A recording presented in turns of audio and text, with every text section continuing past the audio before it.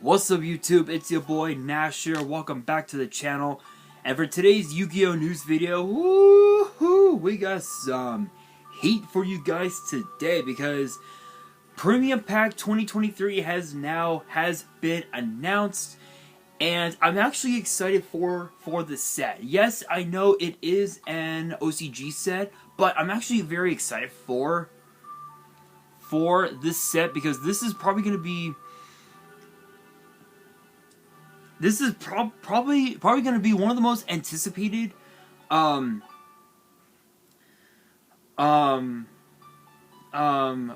sets out there. We know that it will be released sometime next next year in 2023, but we don't know exactly when.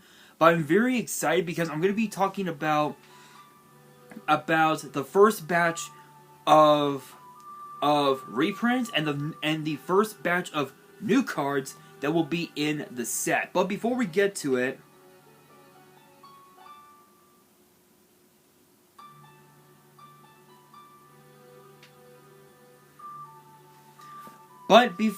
sorry guys, I was on Instagram looking up some shit. But before we get started, if you guys enjoyed this video and you guys want to see more,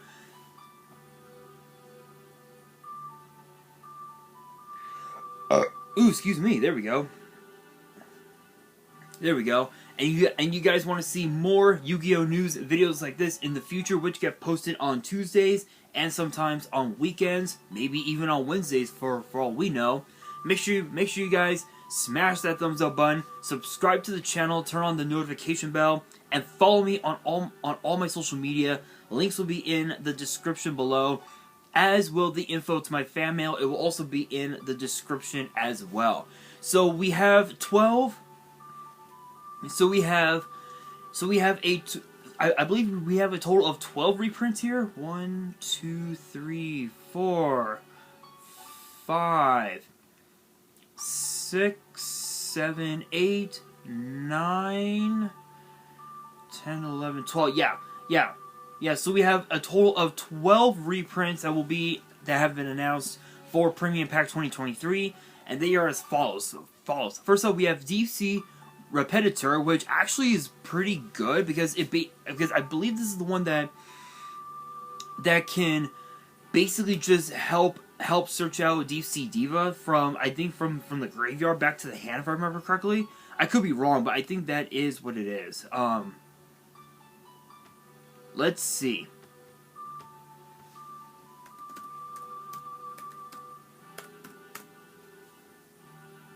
Go to deck. And yes, I am using Nexus because I don't have anything else.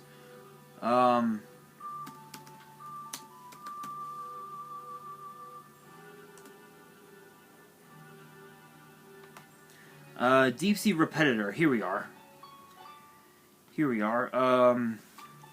Let's see. Once per turn, as a quick effect, you can discard one level 4 or lower water monster. This card gains 800 attack until the end of the turn. If this Synchro Summon card is sent to your graveyard, you can target a level 5 or higher water monster in your grave, except this card, special summon it in defense. And you cannot special summon monsters for the rest of the turn except water monsters. You can only use each effect once per turn. Okay, so this is basically Monster Reborn, but for monsters that are level 5 or higher. So I believe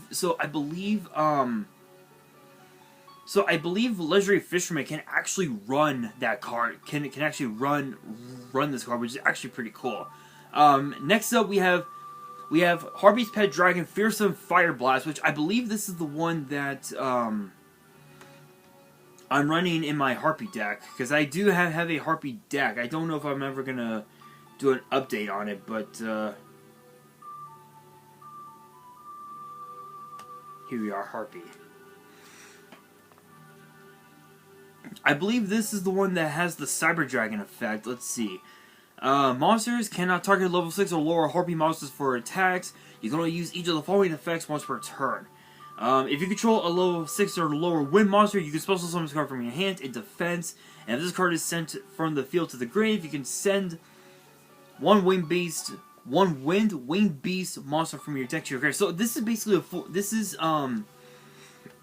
basically the Foolish Burial for the whole deck. This which helps you, which can help with cards such as Harpy's Feather Rest, and it can even also help with cards such as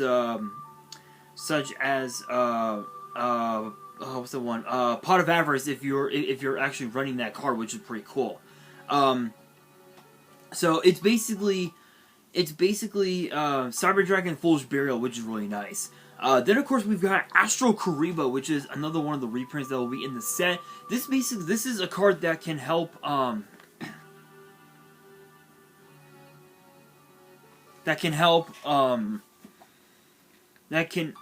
make number monsters really quickly, which is pretty cool.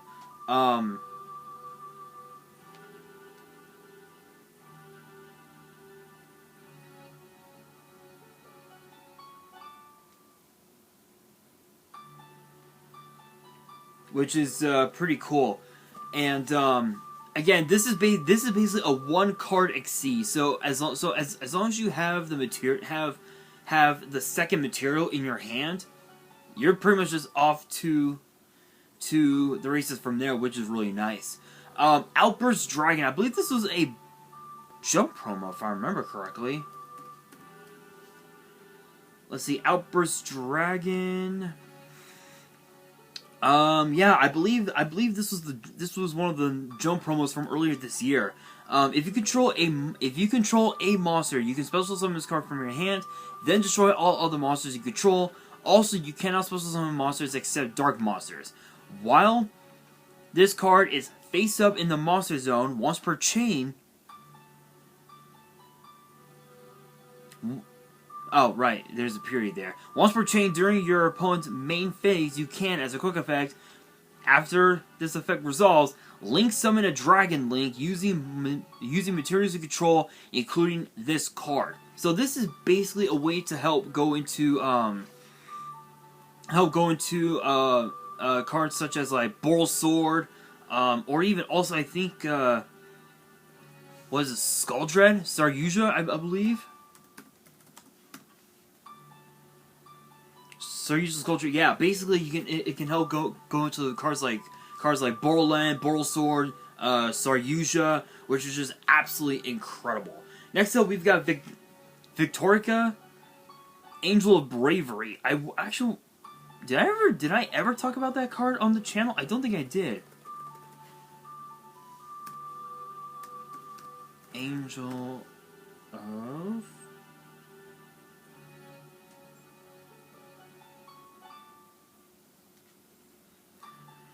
Victorica, Angel of Bravery. I don't think I ever talked about it, so let's talk about it. 4-star Light Fury, 1400 attack, 800 defense. If this card is special summon, you can special summon a level 5 or higher light monster from your hand. But you lose life points equal to its original attack. Also, its attack becomes doubled until the end of the turn. If this card in the monster zone is destroyed, you can banish one other fairy monster from your grave, add a fairy monster with the same level as that monster from your deck to your hand. Okay, so this is basically a way to... So this would work with decks like Counter Fairy if it was still viable in today's meta, which I don't think it is. So this is basically an extender, which is actually pretty cool. That's actually not too bad. Rookie Warrior Lady is another one that I had already talked about, which if I did, then hey. Rookie Warrior Lady, I believe. Let's see. When an attack is declared involving your other warrior monster and an opponent's face-up monster, you can send this card from your hand or field to the grave. That opponent's monster loses attack equal to its original attack until the end of the turn. You can banish this card from your grave, target an Earth Warrior in your grave, add it to your hand. Not bad, not too bad. Nice way to extend a little bit. Next up, we got Chronicle Magician. This is a card that basically acts as a Cyber Dragon as long as you were able to special summon Dark Magician or Blue Eyes. you can special summon Chronicle Magician, and you can just pop up from there. If you're playing this in Dark Magician, it's basically a one card exceeds, especially during especially if you activated a card like, say, Eternal Soul during your battle phase. That's actually pretty good in my opinion. It's pretty crazy. Yes, its attack and defense do double, but that really doesn't make much of a damn, honestly. But next up, we've got Yorishiro of the Aqua, which I believe is another one that I had talked. All these I've talked about, but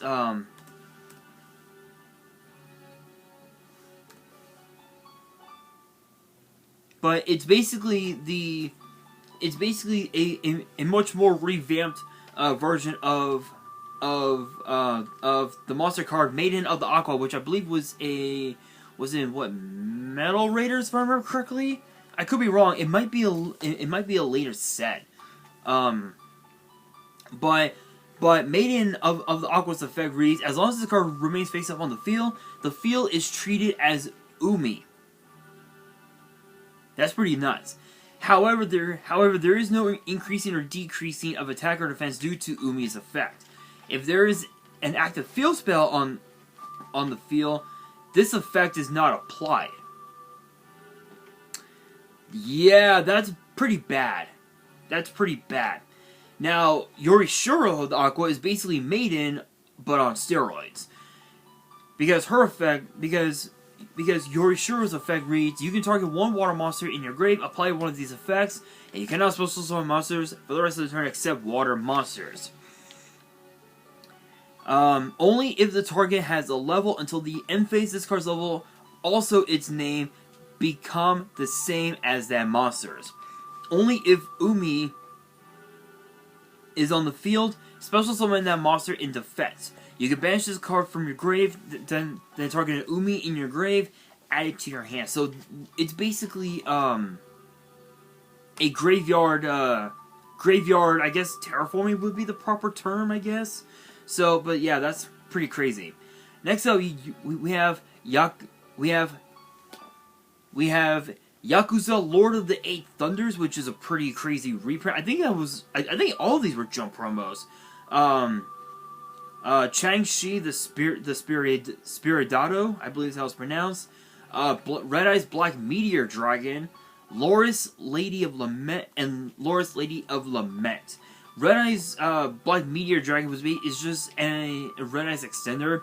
Not the best though, but still, it is what it is. But now we gotta move on to the first batch of new cards that will be in the set of Premium Pack 2023, including a couple more new reprints. One of them include Sky Striker Ace Ray, which apparently gets an alternate art, which is one of the reprints. Now we move on to the first batch of new cards that will be in the set. So first up, we have Arms Regeneration, which did we ever see this card in the anime? I think we did. I think we saw this saw this card played in the anime. I don't know which era, but it's a quick play spell. But it's a quick play spell, and it's a once per turn, and it reads: activate one of these effects. Target a face-up monster you control. It gains 800 attack until the end of the turn. Target one equip spell in either grave. Either set it to your field or equip it to an appropriate monster you control. Excuse me.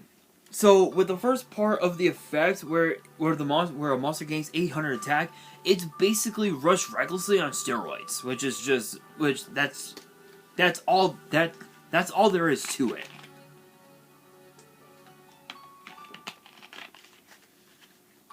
That's pretty much all there is to it. I think I think this card was used, but I think it was called something else, and I think it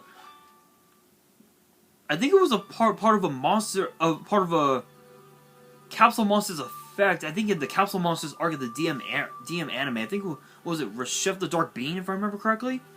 Still, that ain't too bad. Next up, we have Duality, which is a quick play spell, and both of its effects are once per turn, and the first effect reads, tribute one light or dark monster, special summon a light or dark monster with the same original type and level, but a different original attribute from your hand or extra deck. So, basically, it's just a way to. So I believe this works basically with the Chaos deck. So that's pretty cool. Let's see here. During your main phase, you can banish the card from your grave, then target a light and a dark monster in your grave, shuffle both into the deck, then draw one card. This actually is pretty good. This does come as a 1-for-1 if you had this in your hand. But what's cool about this is that if you draw during your draw phase and you instantly go into your main one, this basically counts as a pot of greed because you're drawing one card from your draw phase, and then you're drawing another card off of Duality's effect, which is actually pretty cool. The only downside with this card, though, especially with the first effect, is the fact that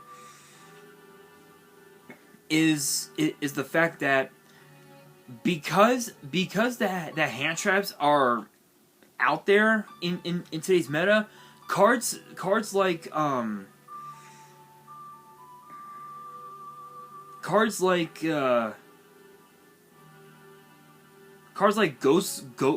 Reaper could be a very powerful asset against this card, so you might want to be careful with that.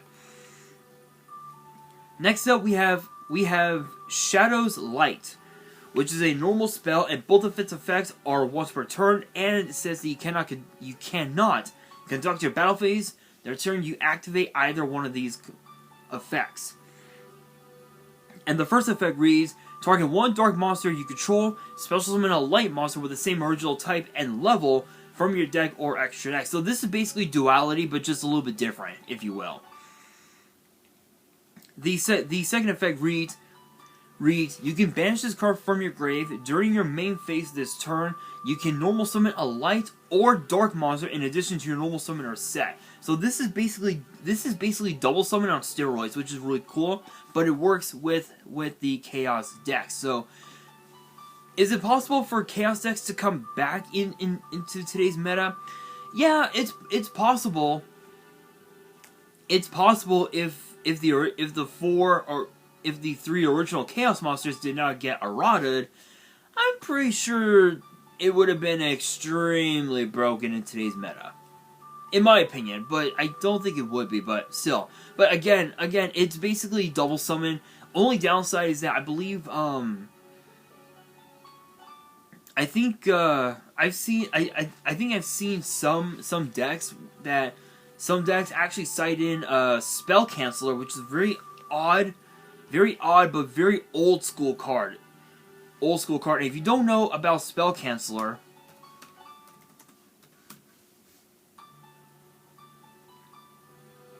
Spell Canceller's effect reads, spell cards and their effects on the field cannot be activated, and it says negate all spell effects on the field. So it basically just stops all spells from being triggered, which is pretty insane if it was still viable in today's meta. But I think I've seen a few decks play that card, but still not too shabby.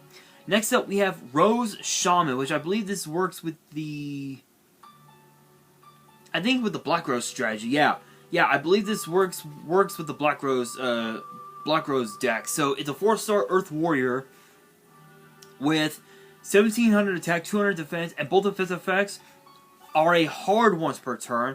And the first effect reads, you contribute this card, draw one card. I mean, it comes as a 1-for-1, but still, it's not too bad. You can banish this card from your grave, then target one plant monster in your grave, add it to your hand. Then, if its original level is 7 or higher, you can send a plant monster from your deck to your grave. So this is basically another version of Fool's Burial, where where you can just pop off. You know, especially with the Black Rose decks, you can send if I can bring up the deck. Let's see.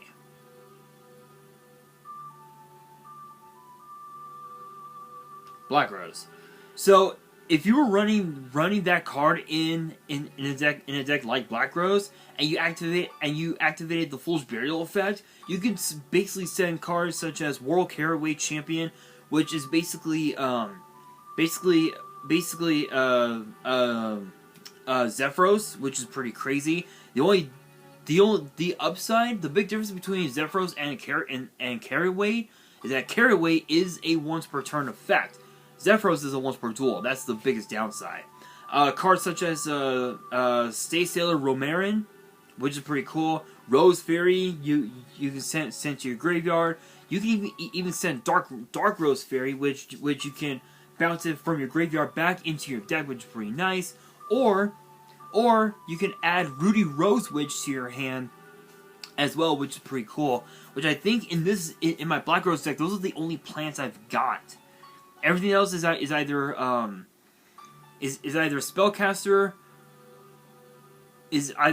or dragon. Yeah, which is pretty cool. But still, being able to Fool's Burial, excuse me, a world Carryweight Champion, and then to trigger off the effect and go into Black Rose Dragon in an instant like that, that's pretty good. That's actually pretty good. Next up we have... What the fuck? What the hell? Guys, I want you guys to take a look at this monster card.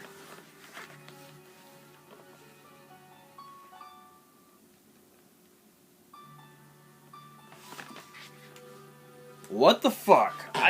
That has got to be the strangest monster card I'd ever seen. Holy shit.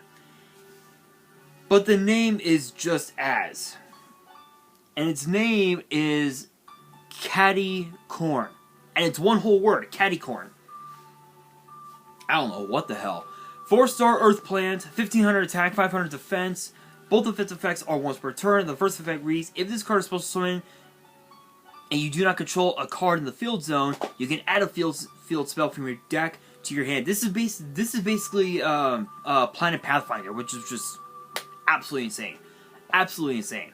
If this card is destroyed by battle or card effect and sent to the grave, you can target a field spell in your grave, add a card with the same name from your deck to your hand. So again, both these effects are basically terraforming. So it's just... So the first effect is basically is Planet Pathfinder. The second effect is, I guess you could say, is like terraforming. I guess so. Not too bad. Not much else to say about that. Next up, oh, hey, how about that? We got some more Galaxy support. Let's go. We have Photon Jumper, which is a 4-star Light Warrior with 0 attack and defense, and both of its effects are once per turn. The first effect reads, when an opponent's monster declares an attack, you can activate this effect. Skip your next battle phase, and special summon this card from your hand to then end the battle phase. This is basically Necro Gardener on a 4-star, which is absolutely insane. I think Necro Gardener is also a 4 as well. Let's see. Necro... Oh, it's a 3-star. Okay, never mind. So this card is basically Necro Gardener on a 4-star 0, which is pretty good. Which is actually pretty good because of the fact that it's a 4-star, it can help go into your rank 4 plays, which is pretty cool. And then the second effect reads, if this card is sent to the grave, you can add a Photon or Galaxy Spell or Trap from your deck to your hand. So I believe my deck doesn't run a whole lot of spells. Galaxy Eyes, here we are.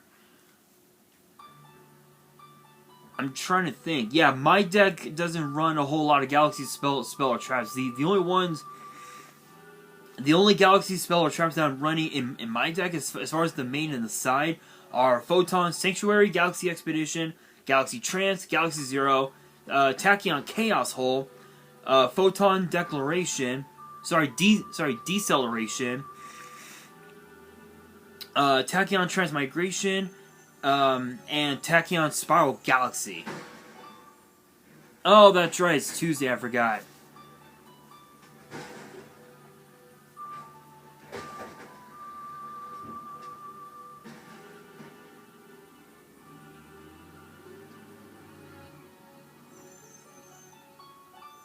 Yeah, I forgot it's Tuesday. We got the trash people coming in every Tuesday morning. Anyway, so those are the only Galaxy spell or traps that I'm running, which is unfortunate. But there are other spell and traps that you can add to your hand off of Jumper's effect. I think I might have to do an update on that deck at some point. That'll be pretty interesting. Next up, we've got Synchro Zone, which is a continuous trap. And the second and third effects are once per turn. The first effect reads, neither player can declare an attack with non-synchro monsters. Oh, so it's a floodgate. Oh, hello. Okay. Let's see. The second effect reads, if a non-tuner synchro is sent to your grave, you can target one of them, special summon it, and if you do, it is treated as a tuner. Oh, now I'm definitely going to update my Stardust deck. Holy shit.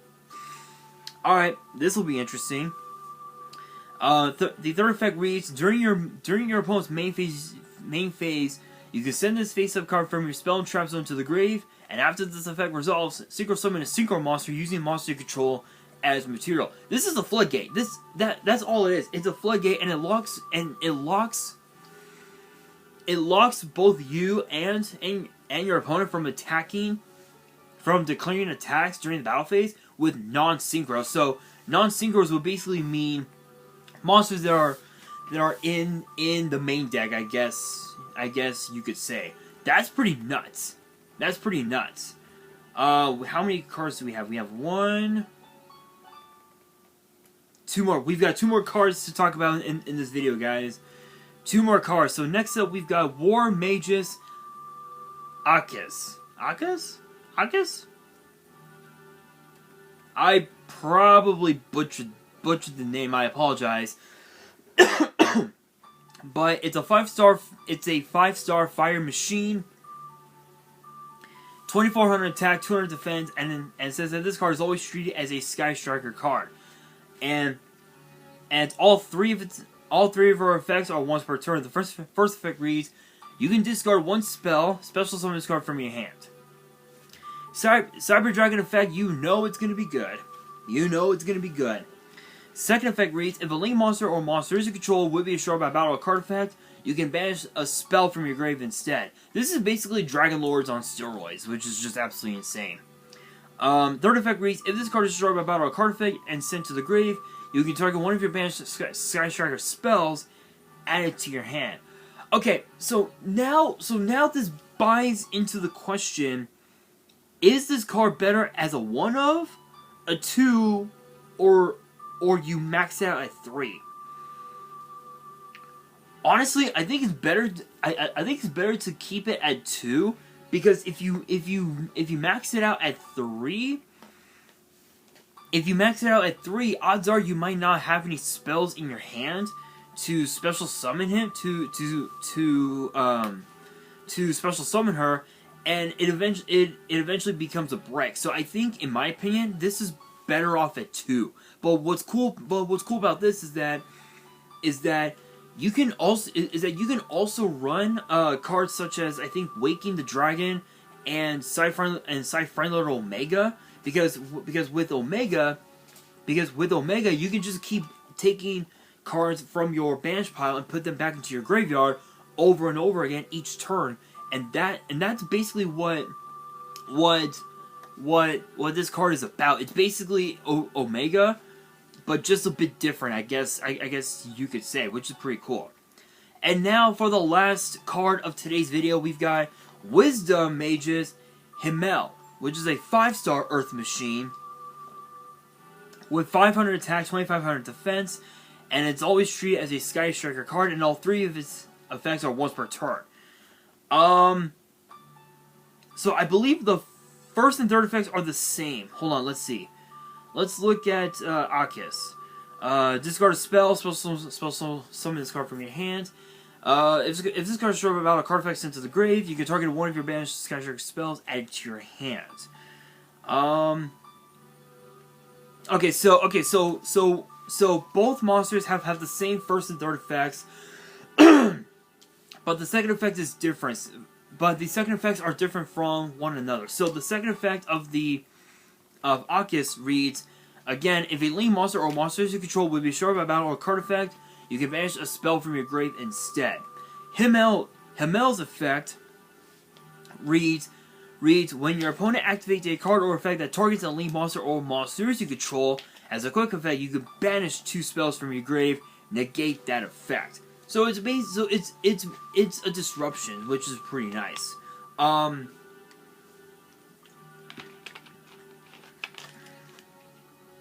There's really not much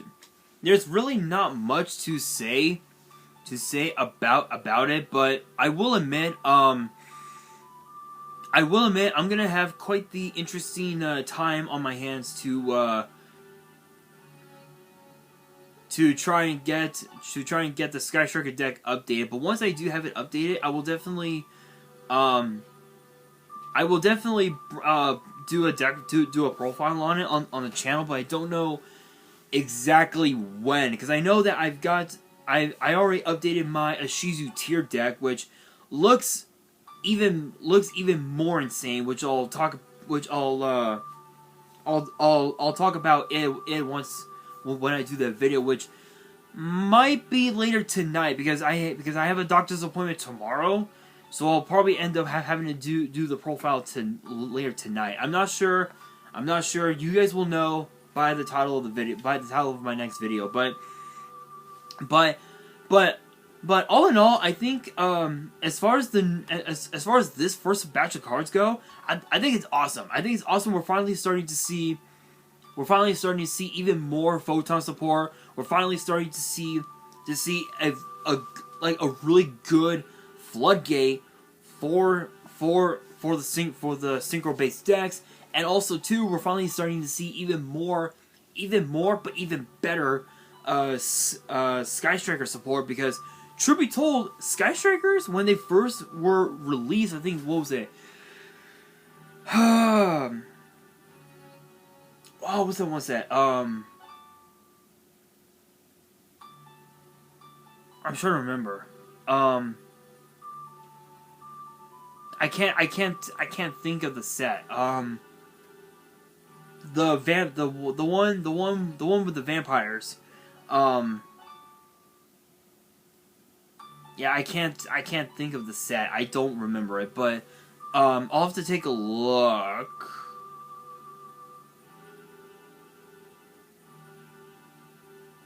Let's see. I don't remember. It's been such a long time.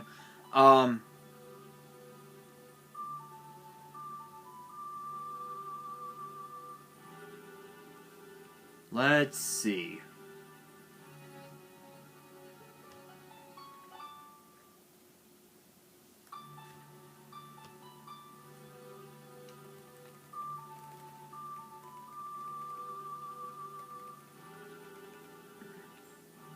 Let's see.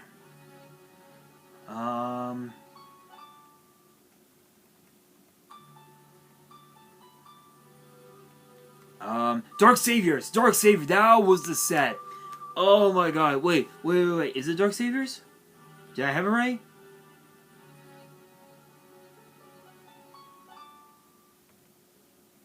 Yep, I was right. Dark Saviors. It took me forever to think about it. I was like, yeah, alright, so, yeah. So, yeah, but, so, funny enough, in Dark Saviors, there were only two Sky Striker links that we got. Kagare and Shizuku, which was hilarious, which was actually pretty hilarious. But yeah, when the archetype was released in Dark Saviors, there wasn't a whole lot to talk about. But once we started to get more and more support for them over time, the deck just dominated.